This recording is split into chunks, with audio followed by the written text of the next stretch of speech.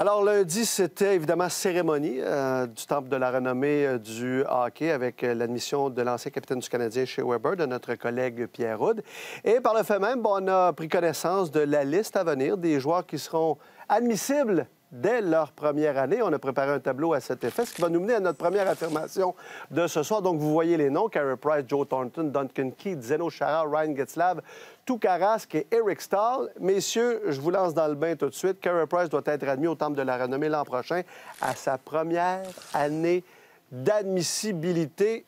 Messieurs, vous en pensez quoi? Guillaume, pour commencer. Bien, moi, je pense que oui. Je pense qu'il le sera. Est-ce qu'il doit l'être obligatoirement? Je ne sais pas, mais je pense qu'il le sera parce que, à mon avis, la carrière de Shea Weber, la carrière de Carey Price, c'est des carrières très comparables. Okay. C'est des palmarès similaires. Si vous voulez avoir une bonne idée, allez sur le site, un site que j'aime beaucoup, qui est Elite Prospect. Si vous allez voir la fiche des deux joueurs sur Elite Prospect, ce qu'on retrouve en haut de la page, c'est un petit trophée, un petit icône pour chaque trophée que ces gars-là ont gagné, que ce soit individuel ou collectif. Et c'est vraiment des lignes qui sont très, très similaires. Et dans les deux cas, il manque le même trophée, qui est la Coupe Stanley, bien sûr. Mais je pense que dans une ligue qui est passée à 30, puis à 31, puis à maintenant 32 équipes, il va vraiment falloir arrêter de se borner à ce critère-là, de dire... Mais dans la liste, il y en a quelques-uns qui ont gagné la Coupe Stanley, là, dont Duncan Keith, Zdeno Chara, Getzlaf et compagnie. Absolument. Donc, mais doit être admis dès la première année? Il y a 4 joueurs qui vont être sélectionnés sur ce groupe-là, qui sont tous des joueurs élites. Alors, tu sais, le choix est toujours intéressant, là. Mais honnêtement, les deux qui se distinguent le plus pour moi, c'est Chara et Carey Price. Duncan Keith a gagné des Coupes Stanley avec les Blackhawks, bien sûr. Il est entouré de plusieurs joueurs. Carey Price n'a jamais eu l'entourage de certains de ces joueurs-là. Il a été le meilleur gardien de sa génération. Il lui manque une Coupe Stanley. Il a gagné le trophée Hart puis le trophée Vezina du même coup, je pense, en 2015. Tu sais, alors, je veux dire, le gars a fait tellement. Puis techniquement parlant, comme je disais à Samuel aujourd'hui... là, notre producteur? Oui. Pour moi, Carey Price, c'est comme tu fais un livre sur les gardiens de but, tu prends Carey Price comme démonstrateur, comme exemple. Parce que techniquement, il était parfait. Il y a tellement de gardiens, de jeunes gardiens. Absolument. Les jeunes gardiens qui arrivent aujourd'hui, surtout ceux qui sont canadiens, tu leur demandes qui sont regardés. Tu sais, Patrick Roy a révolutionné la position. Ouais. Carey Price l'a emmené à un autre niveau, encore une fois, parce que le jeu est plus rapide, les athlètes sont meilleurs physiquement, puis l'équipement est meilleur. Mais pour moi, c'est sans aucun doute, le Temple de la renommée, il devrait être un joueur qui rentre à sa première saison, malgré le fait qu'il lui manque un championnat d'équipe. Mais Philippe, abondes-tu dans le même sens que Guillaume et Ray? Alors moi, non, pas vraiment. Commence bien! Si on admet Carey Price dès sa première année d'éligibilité, je pense qu'on devrait admettre Sidney Crosby dès maintenant, même s'il joue encore.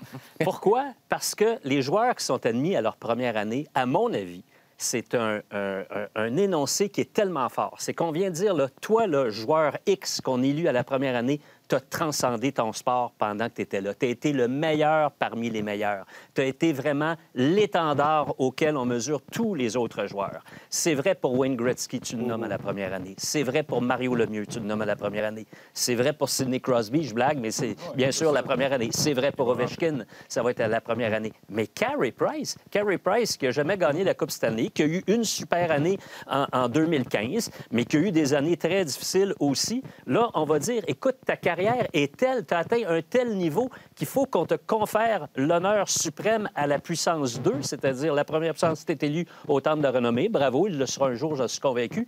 Mais il faut que ça signifie quelque chose. Quand c'est la première année, ça envoie un message. Et pour moi, le message, c'est le message qu'on envoie, c'est t'es une super vedette parmi les super vedettes. Pour moi, Carey Price n'est pas du niveau de Mario Lemieux. Mais ne l'a-t-il pas été comme super vedette pendant quelques années où il était le trophée Hart, il a été le meilleur? Gretzky l'a été pendant 15 ans, Crosby pendant 15 ans, Ovechkin pendant 15 ans, et Price, c'est pas... Mais Philippe, dans sa génération, là, d'une quinzaine d'années de gardien de but, là, difficile de trouver un meilleur gardien que Carey Price, malgré le fait qu'il joue avec une équipe médiocre.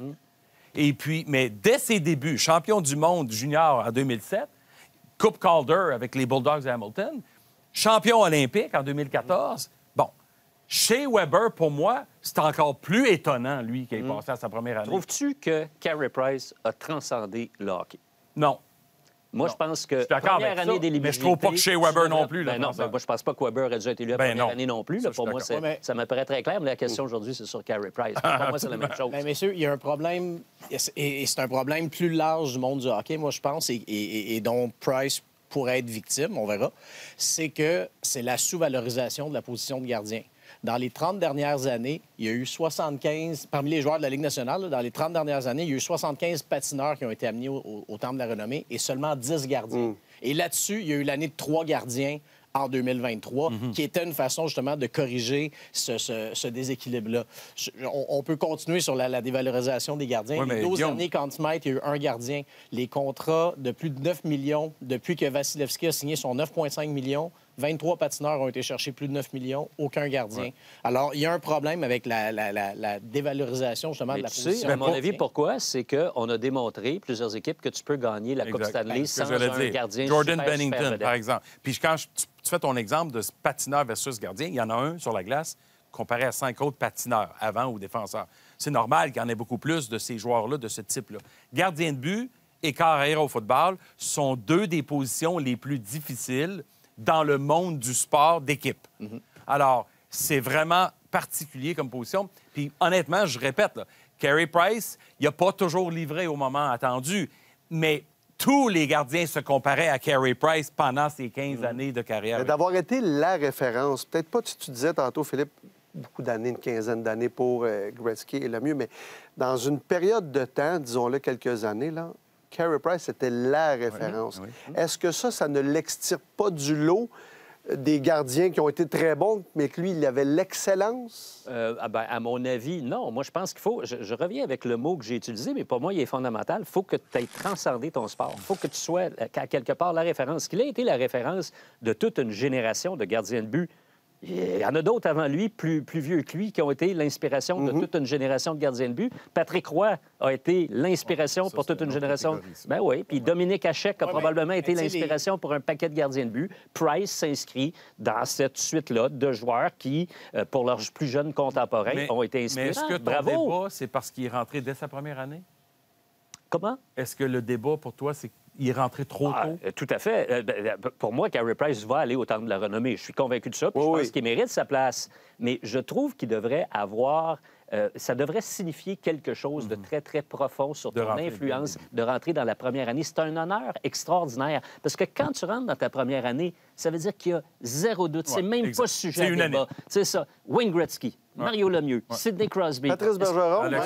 Est-ce qu'on met Carey Price dans la même catégorie que tous les noms que je viens de mentionner? Est-ce qu'il est l'équivalent de Gretzky et Mario Lemieux? Je pose la question. Non, mais il n'y en a pas. De la position de gardien. C'est ça. Mais eux autres qui ont été choisis la première année. Oui, mais les positions de gardien, là, moi, ça me rappelle un peu comme les demi-offensifs au football. C'est une position qui est très taxante où c'est très difficile d'être dominant à très, très long terme. Tu vas y avoir des hauts, des bas, des blessures, puis on l'a très bien particulièrement dans cette génération-là. Exactement. Donc ça, c'est une des choses aussi qui est difficile. Mais de 2013 à 2017, Carey Price a été vraiment, c'est ça, la référence. Et là-dessus, il a manqué un 6 mois d'action en 15-16. On a vu ce qui est arrivé avec le Canadien, d'ailleurs, on a vu ce qui est arrivé en 2014, quand il aurait peut-être pu gagner la Coupe Stanley. Exactement. Donc, tu sais, je rajouterais une chose. Par son absence a démontré, en plus de son importance, les moments où il a manqué. Mais là, Guillaume, on n'est pas pour choisir un joueur en première année en disant c'est surtout quand tu n'étais pas là que tu as montré que tu étais important.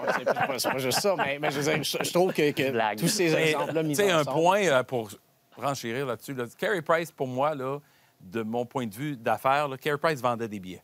Carey Price, les gens... C'est le seul qu'on voulait aller voir au Centre Bell. Non seulement à Montréal, mais ailleurs aussi. Lui, il déplaçait du monde. C'est pas Michael Jordan, c'est pas Messi, mais il déplaçait du monde parce qu'il était quelqu'un qu'on voulait voir de nos yeux dans le filet, tellement il était bon. D'ailleurs, c'est très drôle parce que Carey Price a joué beaucoup plus de matchs à domicile qu'à l'étranger dans sa carrière, particulièrement dans ses bonnes années. Mais je veux juste être bien clair, Carey Price, aucun doute, a sa place. L'affirmation, c'est à sa première année et c'est là-dessus que le débat part. Comme on dit à l'Assemblée nationale et au Parlement, en complémentaire, Monsieur le Président, Carey Price sera le prochain joueur du Canadien à avoir son numéro au plafond du Centre Bell. Et ça aussi, c'est Ray qui hausse les sourcils. Ray, je veux t'entendre. Écoute, j'ai participé de façon très proche là, de la sélection d'une dizaine de joueurs qui ont mené jusqu'au centenaire des Canadiens. Je peux te dire qu'il y a un processus qui avait été mis en place pour corriger certaines erreurs du passé, des joueurs oubliés, et pour aussi nous emmener à la modernité avec Patrick Roy retiré en 2008. Bon. Carey Price ne figure pas, à mon avis, au niveau de Jacques Plante, Ken Dryden ou Patrick Roy. dans l'histoire des gardiens des Canadiens. Puis il y en a eu d'autres qui ont été Il a le bons. plus de victoires dans l'histoire du Canadien. Alors, pour moi, gardien. quand je regarde, puis, tu sais, plusieurs discussions avec des gens influents, dont certaines de ces légendes-là, dont Jean Béliveau, tu sais, faut pas... C'est rien contre Carey Price, là. Puis c'est pas parce qu'il n'a pas gagné une coupe. Mais quand tu as Béliveau, Richard Lafleur là-dedans, en haut, là, en commençant par ces trois-là, tu es obligé de comparer à ces trois-là quand tu mets un chandail à côté de l'autre. Les standards sont différents avec le Canadien qu'avec d'autres équipes. Ils sont définitivement différents. Mais ça veut pas dire qu'on les baisse, qu'on les accepte, puis on diminue la valeur et le prestige de ces 3-4 légendes-là. Il y a comme dans ma tête statue, chandail retiré, temple de la renommée. Pour moi, là, temple de la renommée est plus facile à accéder, que le chandail retiré. Ça, c'est très rare, puis ça devrait rester. La statue, c'est encore ça, ben là, Guillaume? Bien, je suis d'accord qu'il n'est pas du niveau Béliveau, Lafleur, Richard, etc.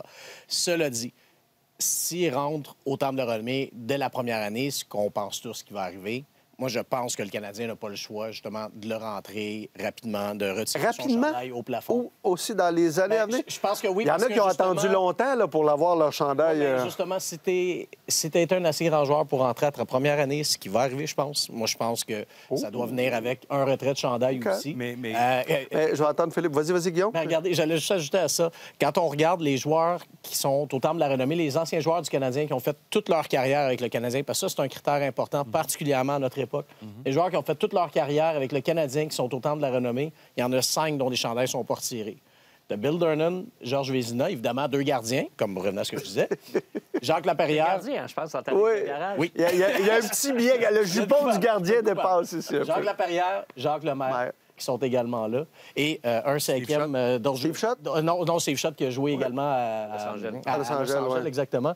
Aurel Joliette, qui, lui, c'est pas clair si son chandail est retiré en plus. Moi, je pense qu'il Donc, l'a bref, été, mais c'est un autre débat. il y a quelques exceptions, mais tu sais, Jacques Lemaire, Jacques Laperrière, de très bons joueurs qui méritaient tout à fait d'être au temple. Est-ce qu'ils étaient les meilleurs à leur position? C'est pas clair. Carey Price, on l'a dit tantôt, je pense qu'il était, pendant une certaine période, le meilleur à sa position. Moi, je vais répondre à la question, Luc. Je pense que oui. Je pense qu'il sera le prochain joueur à avoir son chandail retiré, mais je pense que le Canadien va le faire beaucoup pour des raisons, je vais dire un peu de marketing, mais je ne le dis pas méprisément. Je peux comprendre la direction du Canadien. Il n'y a pas eu beaucoup de vedettes dans les dernières années. Tout le temps célébrer les gloires d'il y a 30, 40, 50 ans, des fois, bien, ça nous rappelle qu'il n'y a pas eu de nouvelles gloires depuis ce temps-là. C'est pas très bon. Il y a toute une nouvelle génération de fans là, qui n'ont pas connu. Ils n'ont même pas vu Patrick Roy. Là. Ils savent, là, Patrick Roy, bien sûr, tout le monde le connaît. Oui, ils l'ont pas vu. Un entraîneur des Remparts ou même des Islanders. Exactement. Puis ils savent qu'il a été bon, qu'il a gagné des Coupes Stanley et tout, mais ils l'ont pas vu aller. Alors, je pense que le Canadien va vouloir reconnecter avec un public plus jeune, une nouvelle génération, puis il va prendre cette décision-là justement pour ça, pour dire, écoutez, on est capable de célébrer une vedette que vous avez connue, la majorité des fans qui nous appuyaient encore. C'est pas une mauvaise théorie. Carey Price mérite probablement d'avoir son chandail retiré avec le Canadien.